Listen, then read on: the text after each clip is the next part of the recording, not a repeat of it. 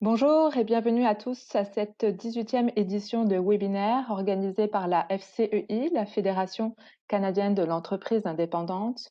Aujourd'hui, nous allons vous présenter les derniers développements en lien avec la COVID-19 et votre PME. Je suis Clémence Joly, la coordinatrice aux affaires législatives. Avant de vous présenter le reste de l'équipe qui m'accompagne pour cette présentation, je voulais vous informer donc que sur votre écran s'affiche un panneau dans lequel il y a une rubrique questions. Vous pouvez dès maintenant écrire votre question qui sera posée lors de la période d'échange à la fin de ce webinaire. On tentera de répondre à un maximum de questions. Malheureusement, si nous n'avons pas pu poser votre question, on vous invite donc à contacter notre service des ressources aux entreprises. Vous serez donc mis en relation avec un de nos conseillers experts qui sera là pour répondre à vos interrogations et apporter un maximum de précision. Je précise également que cette présentation est enregistrée, que vous allez recevoir dans les prochains jours un courriel dans lequel il y aura un lien pour réécouter et revisionner cette présentation. Tout de suite, je vous présente mon équipe. Donc, je suis accompagnée de Monsieur Jasmin Guénette, qui est le vice-président aux affaires nationales, Monsieur François Vincent, qui est le vice-président Québec, et Monsieur François-Xavier Goudreau, qui est le conseiller aux entreprises. Merci à tous et je cède la parole à Monsieur Vincent. Merci beaucoup, Clémence. On commence le webinaire en vous réitérant tout notre engagement. On vous rappelle que l'information change rapidement. On a ce webinaire-ci, mais on collige tout sur le fci.ca/COVID-19. On répond aux questions possibles. On a une foire aux questions. Si vous avez des demandes plus précises, n'hésitez jamais à appeler un expert professionnel de la FCEI au 1-888-234-2232 et on va pouvoir faire un accompagnement personnalisé par rapport à votre demande. Donc, cette semaine, qu'est-ce qu'on va parler? Je te posais qu'est-ce qu'on va manger? C'est l'heure du midi. Peut-être que vous accompagnez cette présentation-là avec votre lunch. On est content de vous accompagner durant cette période de midi. On va vous parler des nouveautés, quoi de neuf. On va regarder aussi un aperçu des récentes annonces des gouvernements. Puis, on veut prendre un temps important pour répondre à vos questions. Maintenant, avant d'aller dans ce qu'il y a de neuf, on va regarder comment ça se passe maintenant au niveau de l'économie canadienne des PME, l'ouverture des PME. Alors, au moment où on se parle, 66% des PME qui sont complètement ouvertes. Ça réduit un peu par rapport à il y a 2 semaines, puis aux 2 semaines précédentes. Le nombre de personnel aussi, 42% seulement des PME qui ont retrouvé leur personnel avant la crise. Puis les revenus, mais c'est 28%. Donc, ça, c'est assez démonstratif que c'est encore très difficile pour les PME. Puis je peux vous rassurer, on vous assure qu'on redouble d'efforts pour aller vous chercher des gains pour vous aider dans cette situation bien particulière. Par rapport aux provinces, ça diminue un peu partout aussi. Québec, 69% ouvert, 46% avec le personnel, 32% au niveau des revenus d'avant-crise. Comme j'ai dit, on travaille activement pour vous. Maintenant, quelles sont vos préoccupations? Première préoccupation, l'incertitude face à la deuxième vague de la COVID-19. C'est une question. C'est un choix de réponse qu'on a ajouté au dernier sondage. Le dernier sondage, c'était 80% des répondants, mais on voit que c'est quand même assez majeur. Il y a de l'incertitude devant nous, il y a du brouillard qui cache un peu la lumière au bout du tunnel que vous êtes en train de traverser. Puis encore l'impact sur l'économie qui est la deuxième préoccupation. On voit qu'il y en a plusieurs autres, baisse des dépenses de la consommation, problème de liquidité, effet sur la société, endettement de l'entreprise, le stress qui est énorme. Je vous remercie de répondre au sondage. Ça nous permet, tant au niveau national avec Jasmin et son équipe, au niveau du Québec, aussi de faire valoir votre point de vue, de faire avancer la cause des PME, puis de vous aider à traverser tout cela. Donc, je vous remercie de continuer à répondre au sondage. C'est vraiment une valeur ajoutée. Puis par vos réponses, vous permettez de faire une différence puis d'aider les PME au Canada. Je vais passer la parole à Jasmin. Merci beaucoup, François. C'est à mon tour de vous souhaiter la bienvenue aujourd'hui à ce webinaire. Le 26 octobre dernier, le gouvernement fédéral a annoncé 2 changements importants au compte d'urgence pour les entreprises canadiennes. Ça faisait longtemps qu'on le demandait et ça faisait longtemps qu'on proposait aussi au gouvernement la solution qu'il a mis en place. Mais les entreprises qui utilisent un compte bancaire personnel pourront accéder au programme du compte d'urgence pour les entreprises canadiennes. Et ceux qui ont ouvert un compte bancaire d'entreprise après le 1er mars 2020 pourront accéder au programme puisque jusqu'à maintenant, ils ne pouvaient pas le faire. Donc, qu'est-ce qu'on doit faire maintenant pour avoir accès au compte d'urgence si on avait un compte bancaire personnel? Ben, d'abord, il faut vérifier quels sont les critères d'admissibilité au compte d'urgence. Et donc, vous allez sur le site web et vous vérifiez les critères d'admissibilité. Comme vous le savez, il y a 2 grands critères, un basé sur la masse salariale et l'autre sur les dépenses qui ne peuvent pas être reportées. Une fois que ça c'est fait, ben, vous ouvrez un compte bancaire d'entreprise auprès de votre institution financière principale. Donc, si vous avez un compte personnel avec la Banque Scotia, ben, vous ouvrez votre compte d'entreprise auprès de la Banque Scotia et vous faites votre demande auprès de cette même institution financière-là. Donc, je vous rappelle que le volet salaire du programme, c'est pour les entreprises qui ont une masse salariale entre 20 000 et 1,5 million. Et le volet des dépenses qui ne peuvent pas être reportées, il faut que les dépenses se situent entre 40 000 et 1,5 million. Tous les détails sont sur notre site web. Tous les détails sont sur le site également du compte d'urgence pour les entreprises canadiennes. Je veux vous rappeler également que la date limite pour faire les demandes par les propriétaires d'immeubles au compte à l'aide d'urgence du Canada pour le loyer commercial a pris fin le 30 octobre. Donc, l'ancien programme d'aide au logement est officiellement terminé depuis vendredi dernier.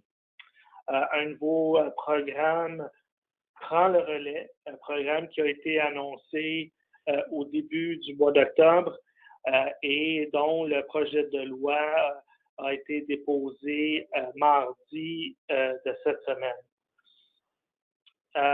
Maintenant, quelques mots pour revenir sur les programmes fédéraux qui sont destinés aux PME. Les améliorations qui ont été apportées au fil du temps au compte d'urgence pour les entreprises canadiennes sont importantes, puisqu'on voit que 70% des chefs d'entreprise ont affirmé avoir utilisé le compte d'urgence. On voit que 10% sont toujours sans accès, même si elles pourraient en bénéficier. Et donc, évidemment, on travaille très fort pour changer cette situation et permettre à ceux qui en ont besoin, mais qui n'ont présentement pas accès, de pouvoir accéder au compte d'urgence. La subvention salariale d'urgence du Canada, 63% des chefs d'entreprise y ont eu recours et on voit que 22% seulement des chefs d'entreprise ont eu recours à l'aide d'urgence du Canada pour le loyer commercial, l'ancien programme. Et donc, c'est une bonne nouvelle que le programme change et soit complètement transformé. Et je vais y revenir là, dans quelques minutes là-dessus. Pour la suite des choses, on voit que dans l'avenir, 54% des chefs de PME ont l'intention de bénéficier de la subvention salariale. C'est un programme qui demeure très important, programme qui sera en vigueur jusqu'en juin 2021. 52% des chefs d'entreprise ont l'intention de demander de bénéficier du compte d'urgence et 32% ont mentionné avoir l'intention de demander à bénéficier de la subvention d'urgence du Canada pour le loyer. Je vais justement prendre quelques minutes pour vous parler de ce programme-là, puisque c'est un tout nouveau programme d'aide au loyer. Peut-être qu'il y a un certain nombre d'entre vous qui pensaient qu'ils ne pourront pas. Il y a un certain nombre d'entre vous qui peut-être vous pensez que vous n'aurez pas accès au programme parce que vous n'avez pas pu accéder à la version précédente du programme d'aide au loyer, mais sachez que les paramètres du programme ont complètement été changés, modifiés pour permettre à un plus grand nombre d'entreprises d'y avoir accès. Et puis, on était très actifs dans ce dossier-là pour s'assurer que les changements qu'on demandait soient mis en place par le gouvernement. La première chose que vous devez savoir, c'est que le nouveau programme de subvention pour le loyer va être versé directement aux locataires. Donc, si vous êtes le propriétaire d'une PME et que vous louez un espace commercial, vous n'avez pas besoin pour recevoir l'aide au loyer que votre propriétaire fasse la demande pour vous, mais l'aide va être versée directement aux locataires. C'est une très, très bonne nouvelle.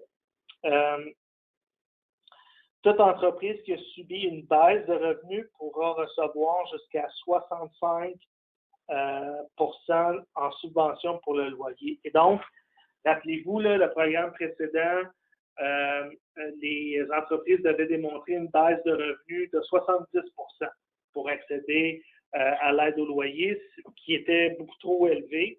Le nouveau programme est basé sur le modèle à échelon. C'est-à-dire que plus la baisse de revenus est élevée, plus la subvention sera élevée. Et plus la baisse de loyer, plus la baisse de revenus est moins élevée, moins la subvention sera élevée. Donc, c'est très important que vous ayez sur le site, que vous alliez sur le site de la FCEI, allez aussi voir le site du gouvernement à cet effet, appelez nos conseillers, mais vous devez comprendre deux choses très, très importantes. Le nouveau programme de subvention au loyer, l'aide va être versée directement aux locataires et toutes les entreprises qui ont une perte de revenus pourront avoir droit à un pourcentage de subvention pour le loyer. C'est un système qui est basé sur un système à échelon. En plus, les entreprises qui sont obligées de fermer vont avoir accès à une subvention complémentaire de 25 %. Donc, si on a déjà accès à la subvention de 65 % pour le loyer et qu'on est obligé de fermer et qu'on a le droit donc à cette subvention supplémentaire-là de 25 %, ça pourrait porter la subvention globale à 90 %. Donc, je vous invite vraiment à aller voir sur notre site quels sont les critères du nouveau programme. Et le programme va être en vigueur jusqu'en juin 2021. Donc, ce n'est pas jusqu'à la fin de l'année, mais c'est vraiment jusqu'à l'été prochain. Donc, je vous invite vraiment à aller voir sur notre site et à bien comprendre les changements qui ont été apportés à la subvention d'urgence pour le loyer. Un tout nouveau programme basé sur des nouveaux critères qui vont permettre à un plus grand nombre d'entreprises d'avoir accès à la subvention pour le loyer. Je vais maintenant passer la parole à mon Xavier pour un peu répondre à quelques-unes des questions qu'on entend le plus souvent au sujet de ce nouveau programme. Merci Jasmin, merci à tous d'être présents en si grand nombre. Donc, sans plus tarder, je vais passer à travers quelques questions concernant la nouvelle subvention au loyer commercial qui a été annoncée et dont Jasmin vient de vous expliquer les grandes lignes. Première question, quels sont les critères permettant à une entreprise contrainte de fermer de recevoir la subvention maximale de 90 % du coût du loyer? Eh bien, il faut comprendre que cette bonification de 25 % supplémentaire-là sera accessible aux entreprises qui ont été visées par une ordonnance ou un décret de la santé publique qui a été émise en vertu des lois du Canada, des provinces ou des territoires et qui oblige cette entreprise-là à mettre fin à ses activités pour une période donnée. Donc, il faut vraiment que ce soit une obligation. Donc, si c'est une décision personnelle de fermer votre entreprise alors que vous n'êtes pas obligé, vous n'aurez pas le droit à cette subvention maximale de 90 %. Vous pourrez obtenir le 65 % maximum, mais la bonification supplémentaire ne sera pas accessible. Maintenant, quels documents seront exigés pour la nouvelle subvention au loyer? Il faut comprendre que la nouvelle subvention, comme Jasmine vient de le dire, a été déposée en projet de loi tout récemment. Donc, pour ce qui est des questions techniques et du côté des documents et des preuves à fournir, on n'a pas encore toutes les précisions et toutes les informations. Lorsque nous allons les avoir, on va définitivement vous les communiquer et le gouvernement aussi va le communiquer sur son site. Entre-temps, comme on dit, assurez-vous d'avoir accès à mon dossier d'entreprise parce que la demande va passer à travers l'ARC qui va utiliser mon dossier d'entreprise pour vous identifier. Et veillez à ce que les personnes qui gèrent ces renseignements, parce que des fois, c'est des représentants comme les comptables et tout, il faut que ces personnes-ci aient l'autorisation nécessaire pour agir en votre nom. Maintenant, une autre question, la SUCL, donc la subvention au loyer, comprend-elle une aide à l'hypothèque? Et bonne nouvelle, oui, les entreprises qui possèdent leur propriété, donc qui ne sont pas des locataires, mais qui ont une hypothèque et qui paient des intérêts sur cette hypothèque-là, vont pouvoir réclamer la subvention pour la partie des intérêts sur leur paiement. Donc, il faut bien clarifier ça, que ce n'est pas nécessairement sur l'ensemble des paiements mensuels, mais plutôt sur la partie des intérêts qui sont appliqués sur le prêt. Autre question fréquente, quand la subvention au loyer sera-t-elle disponible? Comme Jasmine a mentionné, la demande va toujours devoir être effectuée à la fin du mois puisque vous allez devoir démontrer votre baisse de revenus. Et pour la première période, donc pour le mois d'octobre, on s'attend à ce que le processus soit disponible d'ici la mi-novembre. Mais ce n'est pas encore officiel, donc on attend une confirmation du gouvernement. Et je te repasse la parole, Jasmine.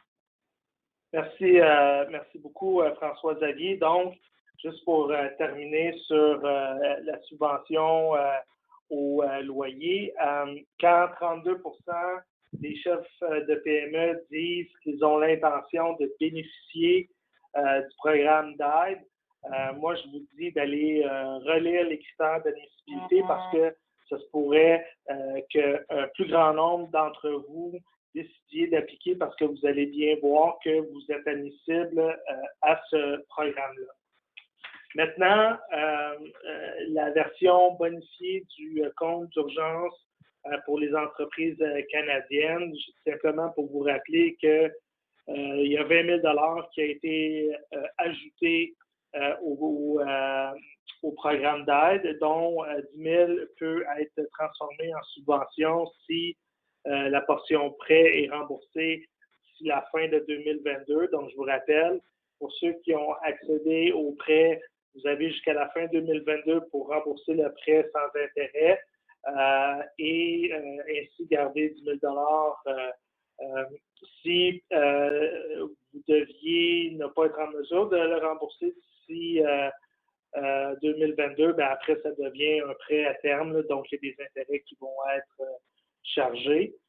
Pour cet ajout-là de fonds, tous ceux qui ont déjà reçu un prêt dans le cadre de ce programme-là sont admissibles.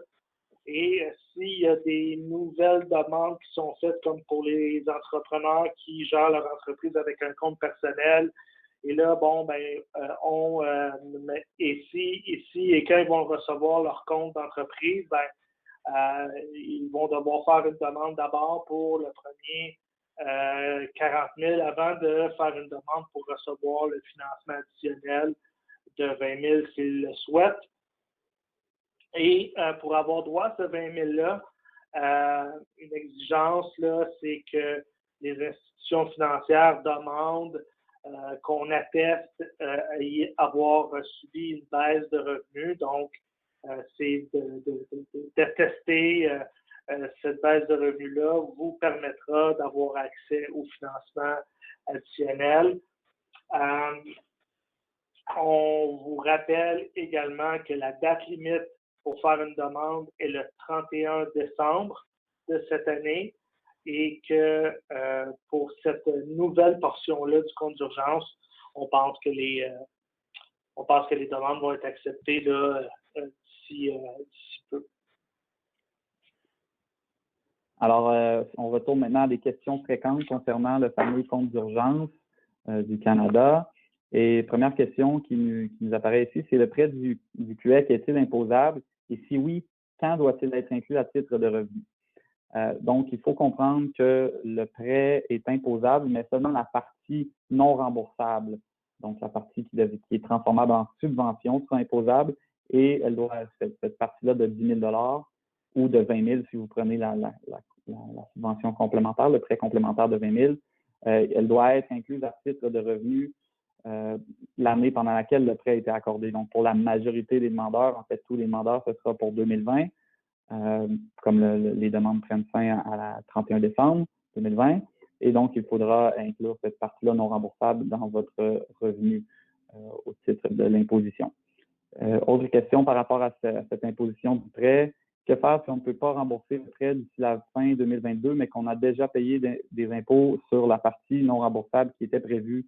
Alors, comment ça va fonctionner? C'est que l'ARC va vous accorder un crédit pour le montant d'impôt que vous avez payé en 2020 si vous ne pouvez pas rembourser le prêt d'ici la fin 2022. Donc, il n'y a plus de partie non remboursable.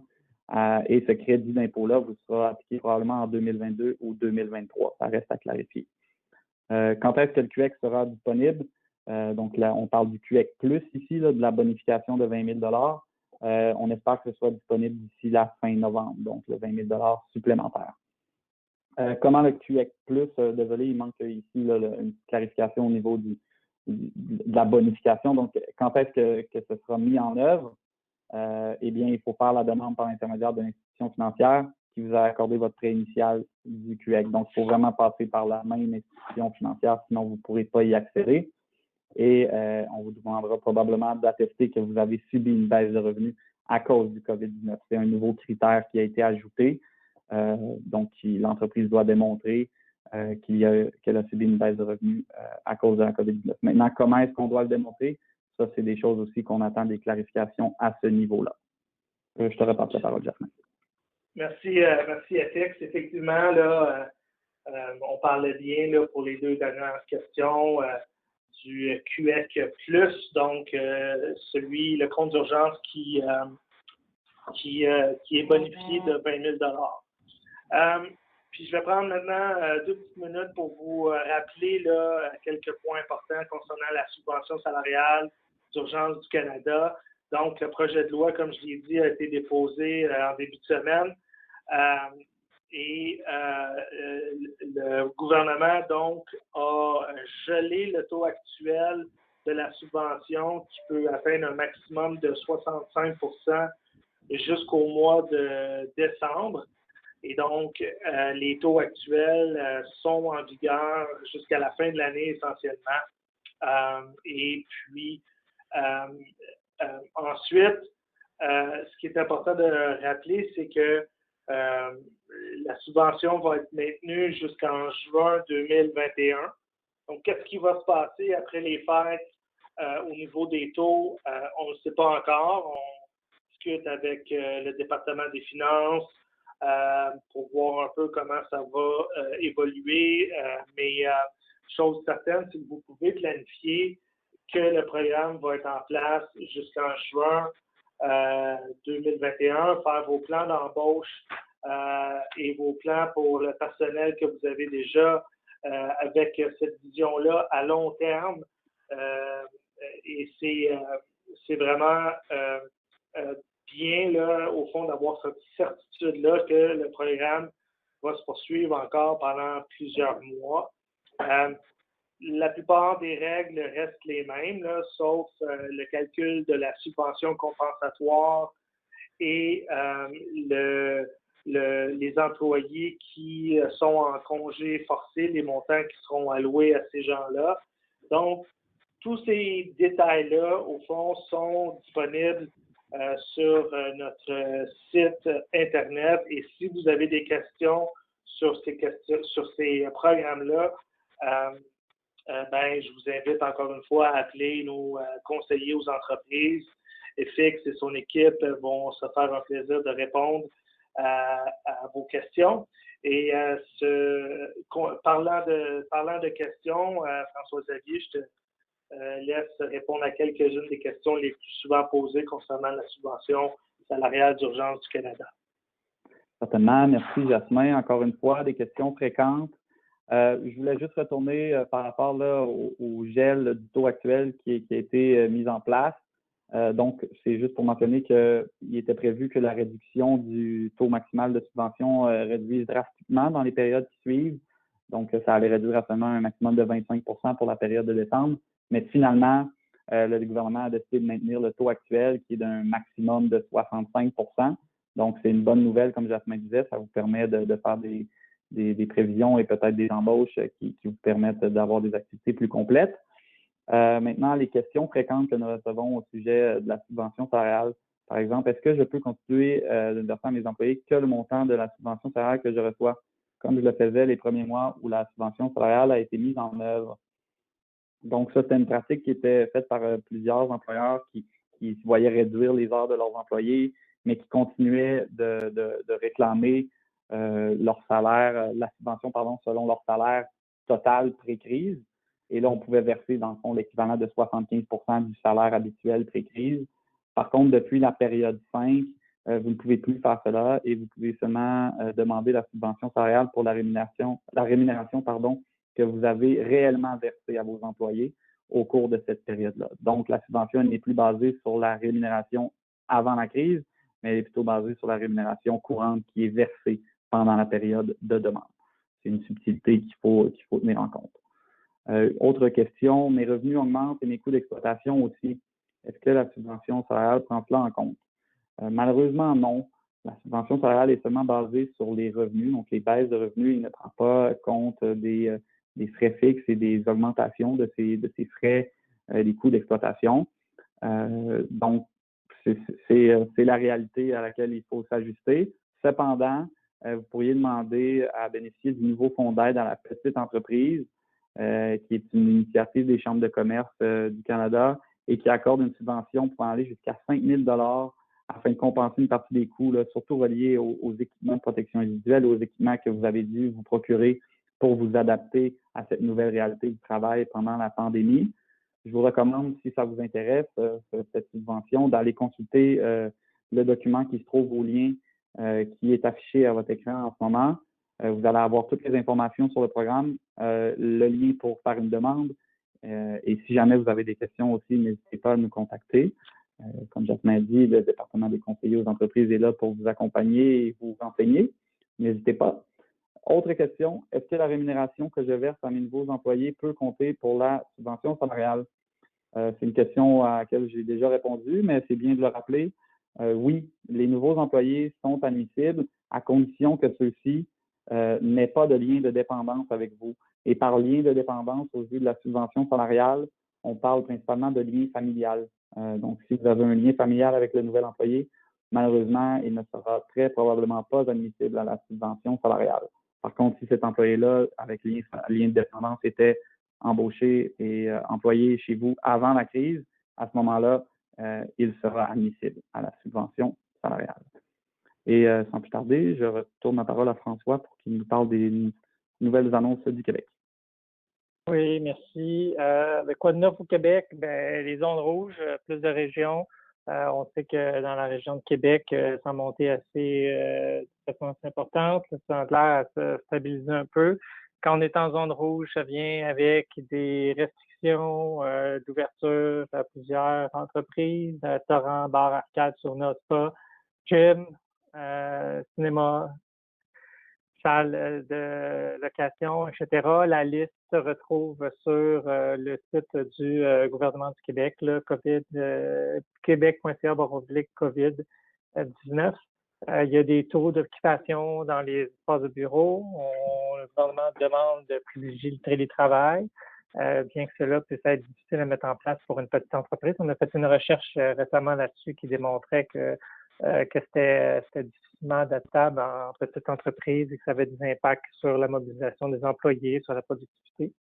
Enfin, le gouvernement a mis en place une aide pour entreprises en région en alerte maximale qui est un prêt sur les frais fixes, qui pourrait aller jusqu'à 80% pour un montant maximum de 15 000 $. C'est soit par le pacte avec Investissement Québec si vous avez déjà obtenu un prêt de plus de 50 000 ou aussi auprès des MRC si vous avez fait affaire avec votre prêt de moins de 50 000 mais pour les questions plus courantes qu'on reçoit, je vais céder la parole à François Xavier. Merci François. En effet, je veux vous parler maintenant de ce programme-là, ARAM, qu'on l'appelle, donc l'aide pour les entreprises en région en alerte maximale. C'est une aide qui est vitale pour certaines entreprises qui sont visées par le décret de fermeture. Cependant, il faut bien comprendre la façon dont ça fonctionne pour pouvoir y accéder parce que l'accès est assez complexe parce que c'est une aide qui est importante. Voici un peu les questions là, qui vont pouvoir vous aider à bien comprendre le programme et à y accéder si vous en avez besoin et si vous y êtes admissible. Alors, première question, mon entreprise est visée par un décret de fermeture en zone rouge de 10 jours ou plus. Comment puis-je obtenir l'aide maximum de 15 000 annoncée par le provincial? Alors, toute entreprise qui souhaite accéder à l'ARAM devra effectuer une nouvelle demande de prêt provincial. Comme François vous a dit, il y a 2 différents types de prêts qui sont disponibles. Donc, pour un prêt de moins de 50 000 il faudra l'obtenir. Le nom du prêt s'appelle le PAU-PME et ce sera disponible auprès de votre fonds local d'investissement que j'ai intitulé FLI ici pour une cause de manque d'espace. Donc, c'est vraiment votre MRC qui administre ce type de prêt-là pour des prêts de moins de 50 000 Et comme je dis, il faut que ce soit vraiment une nouvelle demande de prêt. Donc, si vous avez déjà obtenu ce type de prêt-là au début de la crise ou tout récemment, il va falloir effectuer une nouvelle demande pour que vous puissiez obtenir le pardon de prêt qui est d'un maximum de 15 000 par mois. Donc, ça, c'est un critère qu'on a souligné au gouvernement d'une nouvelle demande peut être problématique, mais pour l'instant, c'est la façon dont ça fonctionne. Et pour un prêt de plus de 50 000 comme François l'a dit, c'est le programme PACT qui administre ce type de prêt-là et c'est Investissement qui gère les demandes. Donc, il faudra contacter Investissement Québec pour effectuer une demande d'un prêt de plus de 50 000 Autre question, quels sont les critères d'admissibilité à ces programmes de prêt? Ils sont, dans le fond, vous devez y avoir accès pour pouvoir profiter du pardon de prêt équivalent à un maximum de 15 000 Et la réponse n'est pas simple, les critères sont variables et chaque demande est étudiée individuellement. Par exemple, quand je dis que les critères sont variables, c'est que pour le programme PAU-PME, les entreprises doivent être en activité depuis plus d'1 an et bien sûr démontrer une certaine rentabilité et le fait que leurs difficultés financières sont reliées à la COVID. Alors que pour le programme PACT, qui est d'un prêt de plus de 50 000 et administré par Investissement Québec, il n'y a pas l'obligation, par exemple, d'être en activité depuis plus d'1 an. Cependant, l'entreprise doit être capable de démontrer qu'elle a une perspective de rentabilité et une pérennité dans le futur. Maintenant, ce n'est pas un critère d'être en activité depuis 1 an, mais on peut comprendre que les jeunes entreprises auront de la difficulté à démontrer cette rentabilité et cette perspective de pérennité. Mais c'est quand même des différences dans les critères et c'est pour ça que je vous recommande d'aller voir soit votre MRC, votre fonds local d'investissement ou Investissement Québec pour faire étudier votre dossier et valider si vous êtes admissible ou non. Parce que justement, pour le programme PAU-PME, pour les prêts de moins de 50 000 les critères peuvent varier et les preuves à démontrer peuvent aussi varier parce que chaque MRC a une certaine latitude dans l'application du programme. Et donc, on a remarqué que certaines MRC, par exemple, demandaient une garantie personnelle pour effectuer le prêt, alors que d'autres, ce n'était pas du tout obligatoire. Alors, c'est pour ça que je vous dis, allez voir de votre côté. N'hésitez pas non plus à nous contacter pour qu'on puisse obtenir des informations avec vous et on va vous aider avec tout ça. Autre question, quand vais-je obtenir le pardon de prêt selon mes frais fixes pour les mois fermés? Parce que c'est la question qui tue, si je peux dire, le maximum de 15 000 par mois. Quand est-ce qu'on va obtenir la confirmation qu'on obtient le pardon sur notre prêt? Eh bien, dans sa forme actuelle, le pardon de prêt sera seulement accordé après la fin de la fermeture obligatoire. Une chose est certaine, et Investissement Québec nous l'a très bien souligné, lorsque vous allez faire votre demande de prêt, vous allez avoir un responsable à signer à votre dossier et vous allez devoir souligner à ce responsable-là de votre dossier que vous souhaitez profiter du programme ARAM qui vous donne droit à un pardon de prêt puisque vous êtes dans une zone rouge et que vous êtes visé par un décret de fermeture.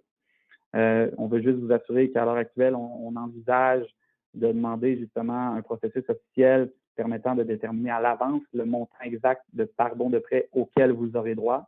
Mais à l'heure actuelle, ce n'est pas possible d'obtenir cette évaluation-là, ce montant de pardon qui sera accordé avant d'effectuer le prêt. Donc, vous devez effectuer le prêt, préparer vos pièces justificatives expliquant vos frais fixes que vous souhaitez avoir pardonné dans votre prêt, mais on ne peut pas encore avoir officiellement un chiffre qui nous est communiqué disant que vous allez avoir tel montant qui sera pardonné sur votre prêt. Ça sera fait après la fermeture, si je peux dire.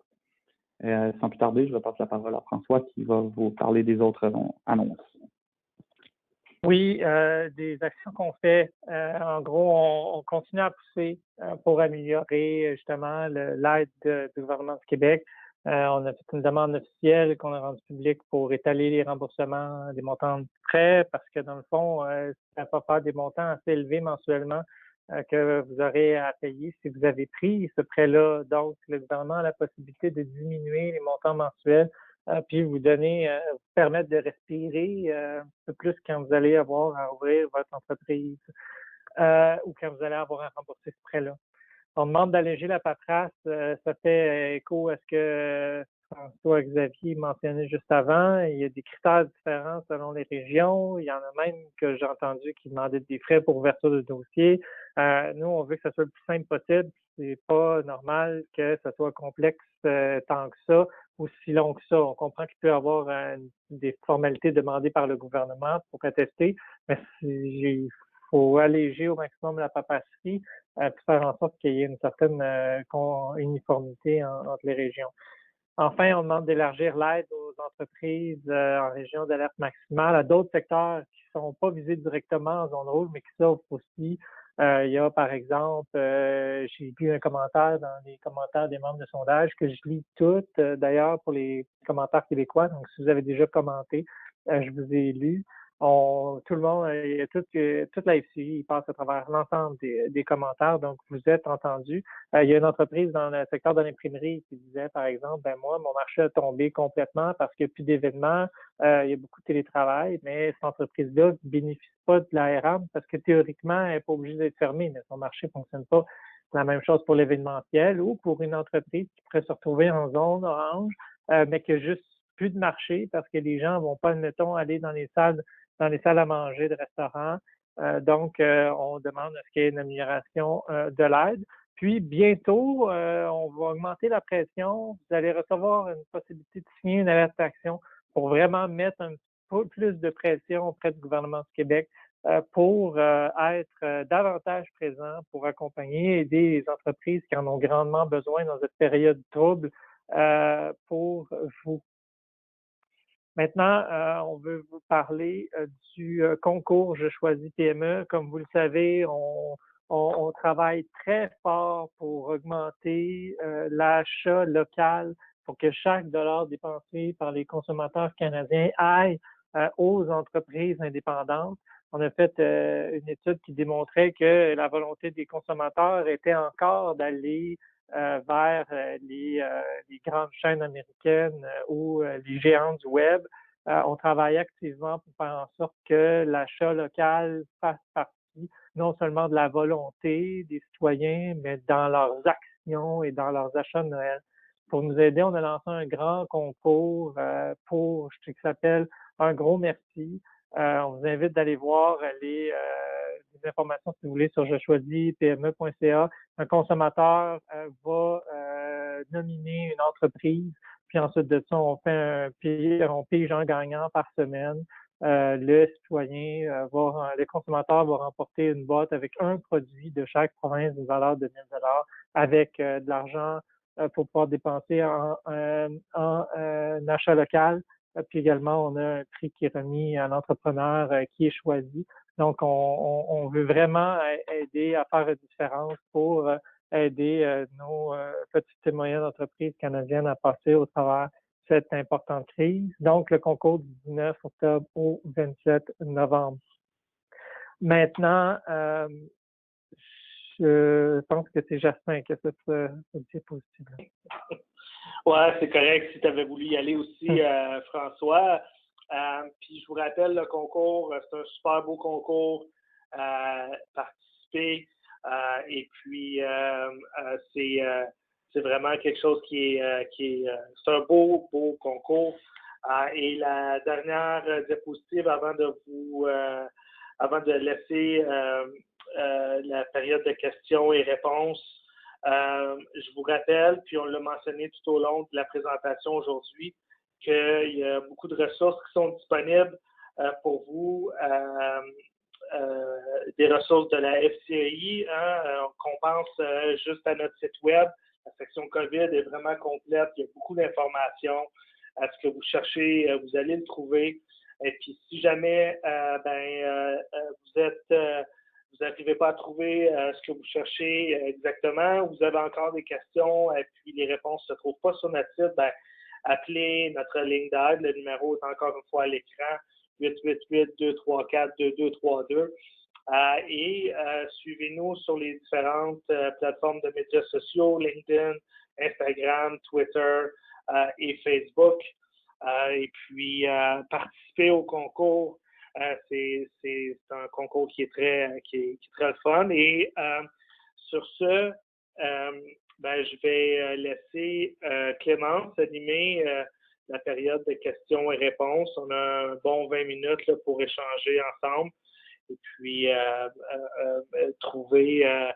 vous partager les réponses que vous pourriez, qu'on aura pour vos questions. Oui, merci Jasmin et merci à tous pour cette présentation. Écoutez, effectivement, on a reçu beaucoup de questions sur les thèmes très variés. Je pense qu'on a répondu également à un certain nombre d'entre elles, mais ça peut être bien effectivement de répéter les informations. Donc, je vais commencer concernant l'aide au loyer, qui a soulevé pas mal d'interrogations. Donc, je commence avec Steve, Jean-Pierre, Martine, Claire, Anne. Alors, nous sommes une micro-entreprise dont les 2 employés sont également actionnaires rémunérés par dividende. Est-ce que la subvention salariale sera élargie pour ce genre de situation? Et l'entreprise étant située à notre domicile, est-ce qu'on pourra bénéficier de cette aide au loyer? Je vais y aller et puis FX, tu pourras compléter. Pour la question des dividendes, ça fait partie des demandes qu'on fait auprès du gouvernement pour inclure les dividendes dans le calcul, là, qu'une partie des dividendes puisse être inclus dans le calcul de la subvention pour que les propriétaires qui se versent un salaire de cette façon-là aient droit. Là. Donc, c'est une des demandes là, qu'on fait. Et puis, s'il y a des changements qui vont en ce sens-là, évidemment, on va les communiquer très rapidement. Pour ce qui est de la deuxième question là, sur le fait d'avoir son local à la maison, je dois humblement dire que je n'ai pas la réponse à ce moment-ci, mais dès qu'on aura plus d'informations à ce sujet-là, on va communiquer la réponse. D'accord, merci Jasmin. Et Claire et Maria se posaient également une question concernant les entreprises en démarrage. Pour une entreprise qui a débuté ses opérations en janvier 2020, est-ce qu'on peut être admissible au programme? Tout dépendant des programmes, il y a possibilité de l'être. C'est certain qu'il y a certaines restrictions dans un certain nombre de programmes Pour le qui ne permettent pas aux entreprises. FX, excuse-moi, je tiens à préciser, ça concerne l'aide au loyer. Ça concerne l'aide au loyer? Oui. Sur la nouvelle aide au loyer, les critères techniques comme cela, malheureusement, je les ai pas encore. Le projet de loi vient tout juste d'être déposé. Donc, je peux pas donner une réponse certaine et je préfère que le projet de loi soit accepté. Et par la suite, on va avoir toutes les informations pour répondre exactement à cette question-là. Malheureusement, je ne peux pas tout de suite. D'accord. Merci François-Xavier pour ces réponses. Luc, qui est une agence de voyage, lui n'est pas concerné par le décret, mais donc lui, les frontières sont fermées, donc il ne vend absolument rien, il n'a pas de revenus, il se demande comment pouvoir avoir accès au programme d'aide au loyer. Est-ce qu'il y a quelque chose qui est prévu pour ses activités professionnelles? OK. Donc, il va avoir accès à l'aide au loyer.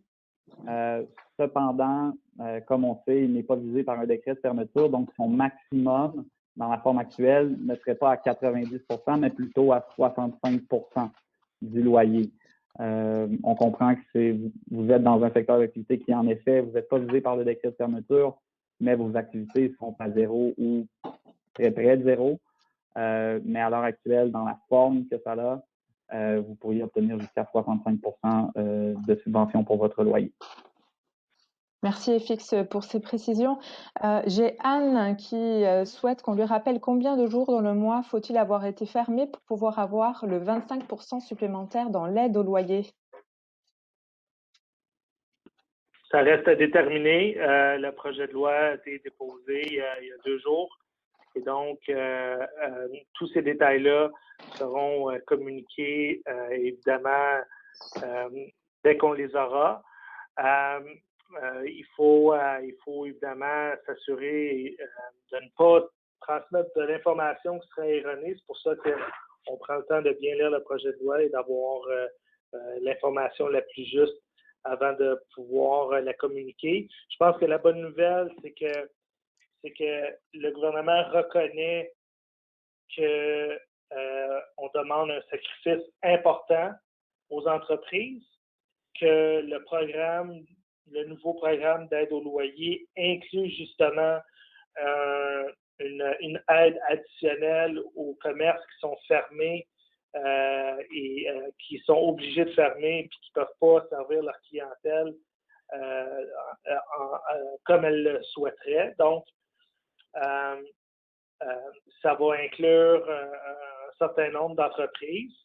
Donc, et c'était une demande, au fond, de la FCI de s'assurer que le programme d'aide au loyer fonctionne mieux et soit versé directement aux locataires. Je peux vous assurer que dès qu'on va avoir toutes les informations, on va les transmettre pour que vous puissiez à ce moment-là être très bien renseigné sur les critères du programme.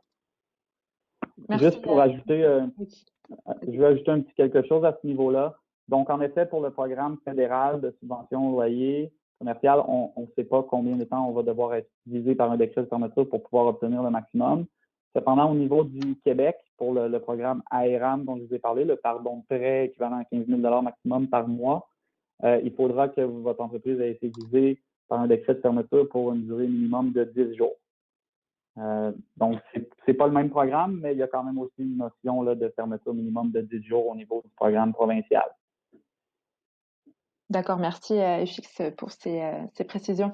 Je vais reprendre la question de Maria. En fait, ça portait sur le programme AERAM qui se demandait donc c'est une entreprise en démarrage et comment elle va pouvoir bénéficier de la subvention, sachant qu'elle a commencé donc ses activités en début d'année. Donc, comme j'ai dit, au niveau du prêt de moins de 50 000 PAU, PME, un des critères pour y accéder est d'être en activité depuis 1 an ou plus. Donc, si ça fait moins d'1 an, vous ne pourrez pas accéder à ce prêt de moins de 50 000 $-là. Il y a possibilité d'accéder au prêt de plus de 50 000 $, mais comme j'ai dit, il faut être capable de démontrer la rentabilité et les perspectives d'avenir futur, d'avenir rapproché.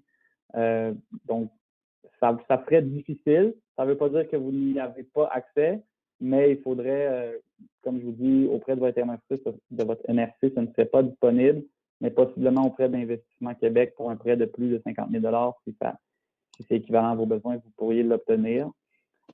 Mais ça sera probablement difficile, si je peux être honnête. Merci FX. Martine se pose une question. Alors, donc, nous sommes une usine de fabrication et tous nos employés doivent manipuler les mêmes postes informatiques. Pour éviter la contamination, nous aimerions installer plusieurs postes de travail. Est-ce qu'il pourrait y avoir des subventions ou de l'aide financière pour l'investissement de ce type? Donc, j'ai partagé un peu plus tôt les informations pour un programme d'aide, là, une subvention maximum de 5 000 administrée par les chambres de commerce. Ça pourrait possiblement venir vous aider. Sinon, il n'y a pas d'aide qui est concrètement attribuée pour les modifications des postes de travail. La FCEI a fait de nombreuses représentations pour que ce soit le cas. Mais à l'heure actuelle, dans votre situation, il n'y a pas un programme qui est spécifiquement dédié à cela. Maintenant, le compte d'urgence pourrait être utilisé pour vos besoins d'aménagement de la COVID. C'est des liquidités qui peuvent être utilisées pour cela. Mais comme je dis, là, il n'y a pas de programme spécifiquement dédié aux modifications des postes de travail. Merci FX. Alors donc des questions qui concernent la subvention salariale. Une question de Maxine et de Sonia. Les congés fériés et le 4% de départ sont-ils admissibles à la SSUC? Et est-ce que le revenu de subvention doit être inclus dans le revenu de l'entreprise? OK. Donc oui, la subvention est un avantage imposable. Donc ça, je vais répondre à l'envers, si je peux dire. Donc la subvention est un avantage imposable que vous allez devoir déclarer dans vos revenus. Maintenant, pardon, peux-tu me répéter Bien le sûr, je t'en début de prie. la question? Les congés fériés et le 4% de départ Ah sont-ils oui, exact. admissibles? Pardon. Je t'en prie. Donc pour les congés fériés, ça oui, c'est de la rémunération admissible aux yeux de la subvention salariale. Cependant, pour ce qui est du 4% de départ, l'indemnité de départ, selon nos informations, ce n'est pas une rémunération qui est admissible. Par contre, les vacances qui sont vraiment prises pendant une période de prestation, ceux-là seront admissibles à la subvention salariale, mais l'indemnité de départ n'est pas une rémunération admissible. D'accord, merci FX pour ta réponse. Alors, d'autres questions concernant le compte d'urgence et notamment sur la disponibilité des 20 000 $. Donc, des questions de Josiane, Audrey, Yannick, Luc, Kim, Julie, etc. Donc, qui se demandent quand est-ce que les 20 000 $ seront-ils disponibles? Également des questions concernant la baisse, le calcul de la baisse des revenus. Est-ce qu'on le fait par rapport à l'an passé ou on peut prendre comme référence les mois de janvier et de février 2020? OK. Vas-y, Jasmin, pour ce qui est de la disponibilité. Ouais, peut-être juste un commentaire là, pour répondre à la première question. Je vais te laisser la deuxième. Mais donc, comme on l'a mentionné un peu plus tôt durant la présentation, il n'y a pas de date précise là, pour savoir quand exactement cette nouvelle mouture du programme-là, ce 20 000 $ supplémentaire-là sera disponible. Ça a été annoncé il y a quelques temps déjà. Là, j'imagine que les institutions financières, le gouvernement, donc, travaillent sur les différentes plateformes qui sont nécessaires pour offrir, administrer le programme. C'est le programme à l'échelle du pays, là, il y a eu presque 800 000 demandes au compte d'urgence. Donc, c'est un programme qui est très important et vous pouvez être assuré que dès qu'on va avoir l'information, on va informer tous les membres de la disponibilité de ce nouveau compte d'urgence pour les entreprises canadiennes qu'on peut qualifier de plus avec ce nouveau 20 000 $. Et pour ce qui est de la démonstration de la baisse de revenus, j'imagine ici qu'on parle de la nouvelle obligation pour le compte d'urgence, justement, qu'on doit démontrer qu'il y a une baisse de revenus liée à la COVID. Pour ce qui est de la façon de démontrer cette baisse de revenus-là, on n'a pas encore les informations et les critères précis. On peut s'attendre à ce qu'il y ait différentes façons de le démontrer, possiblement similairement à la subvention salariale, là, comme vous proposiez, soit la moyenne de janvier-février ou le même mois de l'année précédente. mais on n'a pas encore la confirmation de la façon dont ce sera effectué.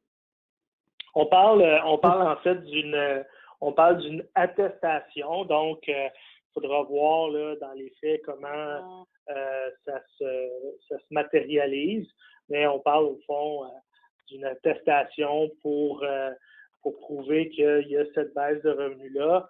Je ne crois pas que, comme c'est une attestation, je ne crois pas qu'il y aura des critères qui seront très développés, là, comme c'est le cas, par exemple, avec la subvention salariale d'urgence du Canada, avec des fichiers Excel, puis des calculs et tout ça. Là. Donc, ce sera certainement une formule qui sera beaucoup plus simple, mais cette portion-là de 20 000 supplémentaires est accessible aux entreprises qui, ont déjà reçu le 40 000, c'est important de se rappeler, et deux, qui vont pouvoir attester une baisse de revenus. Merci à vous deux pour ces précisions. Justement, je veux juste rajouter une précision sur une question précédente sur le virage technologique. J'invite l'entreprise à aller vérifier le prêt, je vais dire exactement, là, le crédit d'impôt relatif à l'intégration des technologies de l'information, code 99 sur Revenu Québec et aussi auprès d'Investissement Québec. C'est un crédit d'impôt qui vise à soutenir les PME qui désirent prendre un virage technologique et intégrer des technologies de l'information dans leur processus d'affaires. Ça peut être ça couvre l'acquisition de logiciels et lié aussi à l'optimisation des processus d'affaires d'une société. Je vous invite à regarder ça auprès d'Investissement Québec et de Revenu Québec. Peut-être que ça pourrait être quelque chose qui répondrait. Mais c'est la seule chose que j'ai vue d'un crédit d'impôt relié aux technologies qui existent au Québec. C'est une bonne précision, en effet, François. Je vais même ajouter encore quelque chose. En effet, ça, c'est des crédits d'impôt. Il y a certains programmes, des crédits d'impôt qui sont disponibles depuis avant la crise, qui peuvent possiblement, si je peux dire, là, venir combler vos besoins et vous aider à financer certains projets qui ont été provoqués par la COVID. Donc, c'est quelque chose, en effet, à envisager. N'hésitez pas soit à aller voir, comme François vous a dit, le crédit d'impôt qui est annoncé, ou à contacter notre ligne des conseillers aux entreprises. On va pouvoir vous aider à bien comprendre c'est quoi vos besoins, c'est quoi vos projets, et possiblement vous aider à cibler certains programmes de subvention ou de crédit d'impôt qui peuvent venir vous aider à financer ces projets-là. Merci pour ces précisions. J'ai une question également de Louiselle. Pour une employée qui doit rester à la maison parce que la garderie est fermée à cause de cas de COVID-19, quel code doit-on mettre sur le relevé d'emploi? Est-ce que c'est le code maladie? Donc, c'est un isolement qui est obligatoire, qu'on le veuille ou non. On a tendance à dire qu'il faut mettre le code maladie. Bien sûr, si ce n'est pas un isolement qui est obligatoire, à ce moment-là, ça devient un code congé sans solde. Mais dans la majorité des cas, ce sera un code maladie puisque c'est un isolement qui est obligatoire. Merci FX pour ces précisions. Écoutez, la dernière question de Frédéric. J'ai demandé et obtenu le prêt dans le cadre du compte d'urgence. Puis-je utiliser la somme en 2021 ou est-ce que je dois l'utiliser cette année? Donc, il a obtenu... Vas-y, Jacques. Non, vous pouvez utiliser la somme quand vous aurez besoin de l'utiliser. D'accord. Merci. Il n'y a pas de précision, voilà, une obligation à dépenser donc le montant accordé sur 2020 ou 2021. Peut-être, FX, tu veux peut-être apporter une précision supplémentaire aux besoins. Je veux seulement apporter... Oui, vas-y, pardon. Non, vas-y. Tout ce que je voulais apporter comme précision, c'est dans les dépenses qu'on effectue avec les fonds obtenus par le compte d'urgence, il faut que ce soit des dépenses qui sont d'une certaine façon non reportables et qui sont liées vraiment aux activités de l'entreprise. Donc, on ne peut pas nécessairement aller, par exemple, financer l'achat d'un nouveau véhicule qui n'était pas nécessaire. Donc, il y a certaines dépenses qui doivent être regardées de près avant de les payer avec le compte d'urgence. C'est certain que des fois, c'est difficile de dire exactement avec quels fonds on paye quelles dépenses, mais il faut être prudent prudent. Il faut faire attention d'une certaine façon aux dépenses qu'on effectue avec les fonds obtenus par le fonds d'urgence.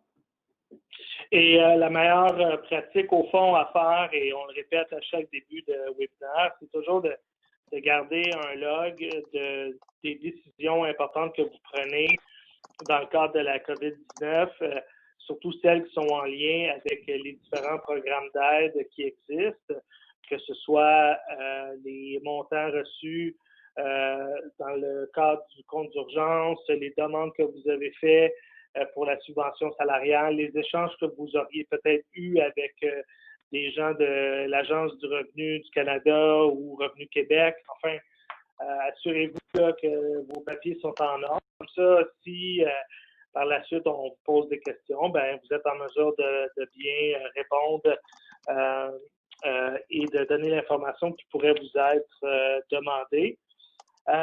Écoutez, on a déjà atteint l'heure passée ensemble. Ça nous a fait un grand plaisir, encore une fois, de vous retrouver en si grand nombre. Je veux remercier mes collègues Clémence, François Xavier pour leur excellent travail, leur bonne présentation, très bonne présentation durant le webinaire. Je sais qu'il y a certaines questions qui demeurent en suspens là, pour l'instant, mais donc, on va communiquer avec vous dès qu'on aura les réponses.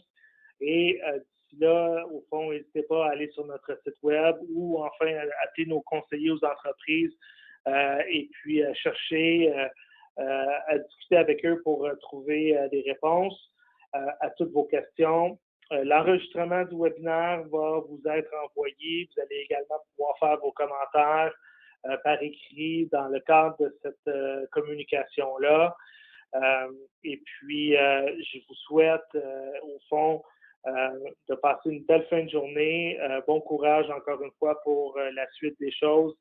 N'hésitez pas à communiquer avec nous s'il y a quoi que ce soit. Et sur ce, ben, je vous souhaite de passer, encore une fois, une très belle fin de journée. Merci à mes collègues et merci d'avoir été avec nous en si grand nombre, encore une fois, aujourd'hui.